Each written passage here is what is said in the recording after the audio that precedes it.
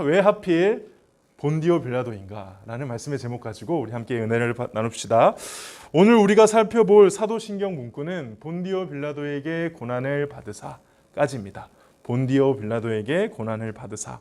자, 일단 먼저 고난을 받으셨다니까 우리 예수님이 어떤 고난을 받으셨는지 살펴보도록 합시다. 예수님의 고난은 크게 제가 봤을 때는 좀 나눈다면 세 가지 정도인 것 같아요. 물론 더 깊게 볼 수도 있지만은 쉽게 짚고 넘어가겠습니다. 첫 번째는 성육신의 고난입니다. 성육신의 고난. 예수님은 뭐가 고난이냐? 하나님의 아들이 인간이 되신 것 자체가 사실은 고난입니다. 하나님이 인간이 된다는 것, 이거는 우리가 벌레가 된다는 것, 우리가 만들어 놓은 인터넷 게임 가상 공간에 우리가 그 안에 들어간다는 것, 수준 이상의 어마어마한 자기 비하, 자기의 낮아짐, 엄청 고난스러운 거예요. 무한하신 분이 유한해진 거잖아요. 영원 속에 계신 분이 우리 시간 안으로 들어온 거잖아요. 그래서 그런 노래가 있죠. 당신은 시간을 뚫고, 그렇죠? 저 너무 좋아하는데 제가 보기에는 그 찬양 그 곡을 지은 사람이 묵상을 좀 많이 한 것 같아. 하나님이 이 땅에 오셨다는 게 어떤 걸까? 그리고 제가 이때까지 들었던 가장 예수님의 성육신을 찬양하는 찬양 중에 너무 와닿는 찬양이었어요. 다음 주에 부르도록 하겠습니다. 어쨌든 분명한 것은 이 예수님의 성육신은 엄청난 고난이고 이거는 우리가 감히 이해할 수 없는 고난이다. 이게 첫 번째 예수님의 고난입니다. 두 번째 예수님의 고난은 뭐냐? 우리가 잘 알고 있는 것이죠. 무슨 고난이죠? 십자가의 고난입니다. 예수님이 십자가 지시기 전까지 어마어마한 고난을 당하셨죠. 근데 예수님의 십자가가 왜 고난이 될까요? 십자가 너무 아프니까? 그것도 맞긴 해요. 역사상 가장 잔인했던 사형 제도 중에 하나가 십자가래요. 사람을 어떻게 하면 괴롭게 해서 죽게 만들까 하고 고안해서 만든 게 십자가라고는 해요. 근데 예수님에게 십자가 고난이 진짜 고난인 이유는 사실 다른 데 있습니다. 예수님이 마지막 돌아가실 때 하셨던 말씀 이거 아시나요? 어찌하여 나를 버리시나이까? 라고 하고 죽으시죠. 그때 정말 하나님이 예수님을 버리셨을까요? 안 버리셨을까요? 안 버린 것 같죠? 버리셨어요. 예수님, 여러분들 오해하는 게 있어요. 예수님이 십자가에 못 박혀 죽으실 때 예수님은 되게 의인인데 억울하게, 정말 의인이 억울하게 죽은 게 십자가다? 아니요. 예수님은 십자가에 죽으실 때는 죄인이셨어요. 누구의 죄죠? 우리의 죄를. 그러니까는 그분이 죄로 죽은 죄는 아니지만 적어도 십자가에서 돌아가시는 그 순간에는 우리의 모든 죄를 짊어지셨기 때문에 죄의 덩어리셨어요. 그렇기 때문에 하나님과 완전히 단절되는 경험, 영원 속에서 항상 하나님과 함께 하셨는데 그 십자가상에서만큼은 하나님과 완전 단절되어서 나락으로 떨어지는 경험을 한 게 예수님의 경험이었어요. 그래서 예수님의 십자가 고난이 두 번째입니다. 세 번째, 마지막 예수님의 고난은 저는 아버지의 고난이라고 생각해요.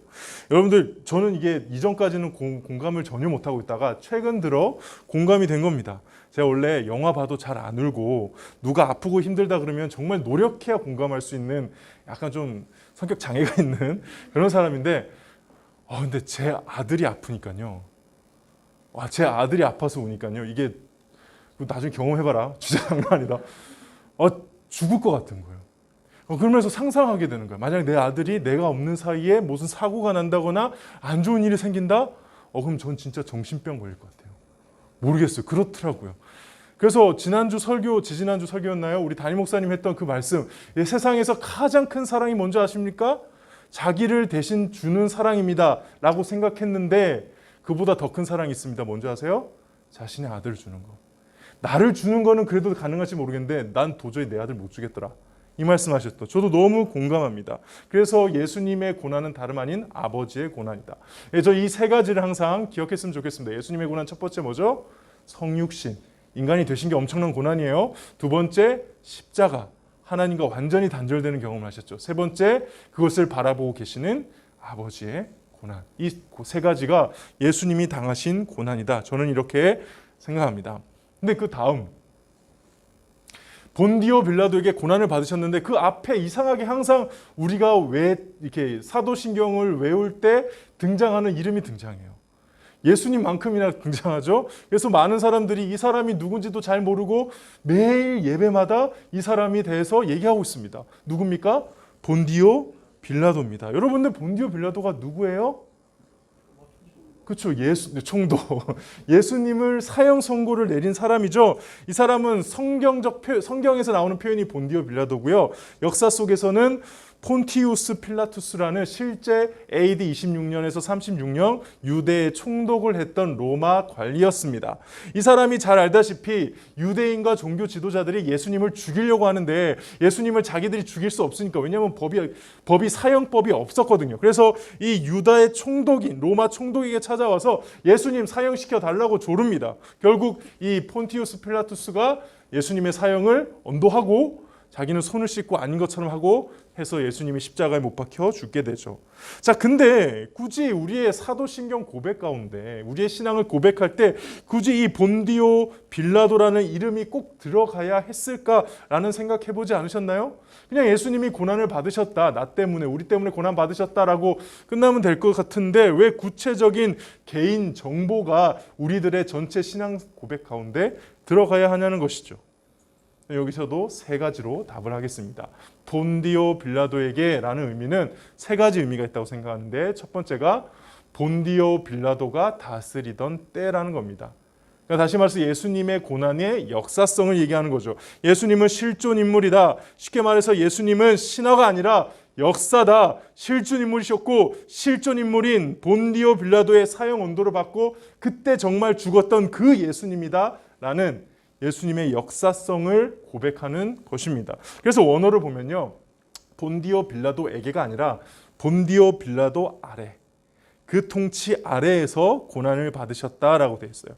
이해가 되십니까? 본디오 빌라도의 통치 시절에 그 다스리던 역사의 한 시점에 실제로 예수님은 우리를 위해 고난을 받으셨다. 이게 바로 예수님의 역사성을 다시 한번 고백하는 게 본디오 빌라도에게라는 것이죠.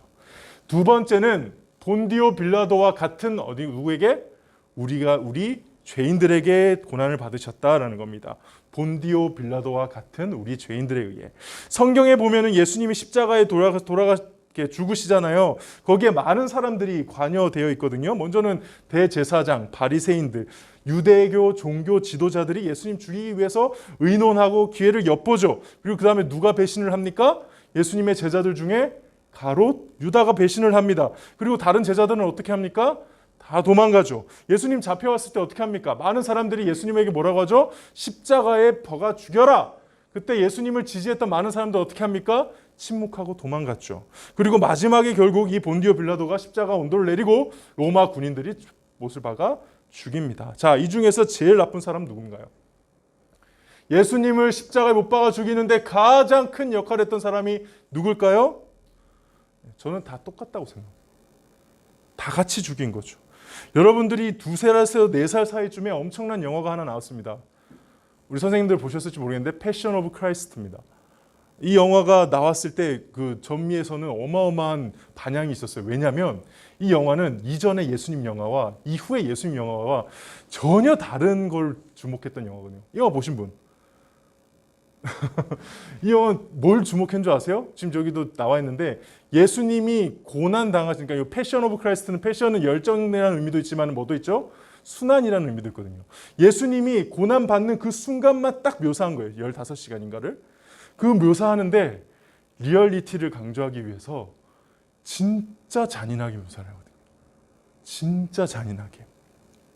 예수님이 우리가 보통 예수님 영화 보면은 십자가에 돌아가시는 과정에 채찍 맞고 돌아가시고 가시 면류관 쓰고 하는 장면들, 왜냐하면 애들하고 엄마하고 다 같이 봐야 되니까 조금 이렇게 좀 덜하게 하거든요. 근데 이 영화는 완전 그냥 있는 그대로를, 그때 당시 했을 법한 그대로를 보여준다는 겁니다. 그래서 제가 이 영화를 가지고 성찬식 예배 영상을 만들었는데 그 영상에 너무 잔인해서 제가 흑백 처리를 했어야 될 정도로 너무 잔인해요. 예를 들면은 채찍 맞는 장면 나오잖아요. 저 장면에 그냥 이렇게 저 정도 수준으로만 나오면 모르겠는데 저 장면이 이제 어떻게 진행되냐면 당시 정말 로마 군인들이 사용했던 채찍에는 그 가죽에 뭐가 달려 있었냐면은 쇠 조각과 뼈 조각이 달려 있었거든요. 그러니까 그걸로 한 대 치면은 바로 그냥 기절할 수준이에요. 근데 쳤는데 그게 몸에 박힌 거예요. 그 박힌 게 안 빠지니까 힘으로 이렇게 뜯어냈겠죠? 그 살점이 다 뜯겨나는 장면이 그대로 나와요. 그러니까 저 장면들을 보고 처음에 그냥 예수님의 이야기인가 보다 하고 가서 보고 예수 믿는 사람이 충격을 먹은 거야.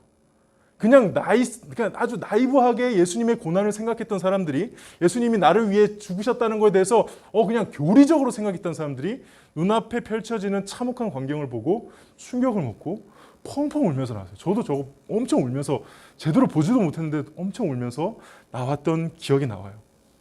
자, 제가 무슨 얘기 하려고 그러냐면, 이 영화를 만든 사람이 누군지 아십니까? 선생님들 누구죠? 네, 멜 깁슨이라는 어마어마하게 유명한 미국의 배우이자 그다음에 감독 제작자였어요. 그 사람이 자기 거의 사비 털어서 아마 제작했을 거예요. 감독했을 거예요. 근데 그 사람이 한 번 등장해요. 언제 등장하는지 아세요? 혹시 아세요? 선생님 보셨죠? 아세요? 모르죠? 등장한다니까, 멜 깁스가. 여기서 등장해요. 저 손으로 등장해요. 저 손이 감독 손이에요. 무슨 의미일까요? 그렇죠. 예수님 십자가 죽인 거는 자기라고. 그거 영화를 고백을 하고 싶었던 거죠. 내가 예수님을 십자가에 못 박아 죽였습니다. 예수님이 내 죄 때문에 죽었습니다. 사실 그래서 본디오 빌라도는 다른 사람이 아니라 우리입니다. 2000년 전에 있었던 나 말고 다른 그 한 사람이 아니라 예수님을 죽인 건 나다, 우리다. 우리가 예수님을 고난 가운데 죽인 사람이다. 빌라도라 할 때 딴 사람 생각할 필요 없어요. 저와 여러분 생각하시면 돼요. 그게 우린 거예요. 이게 본디오 빌라도에게 고난을 받으셨다 할 때 의미라는 겁니다. 세 번째, 본디오 빌라도를 사용하신 하나님에 의해 고난을 당하셨다는 겁니다. 무슨 말이냐? 하나님이 예수님의 고난의 가장 큰 원인이라는 거예요. 오늘 함께 읽은 본문 말씀이 사실 그 내용입니다. 예수님이 태어나시기 훨씬 전에 하나님께서 그리스도 예수에 대해서 예언을 하신 책인 거예요. 이게 사실 구약이거든요.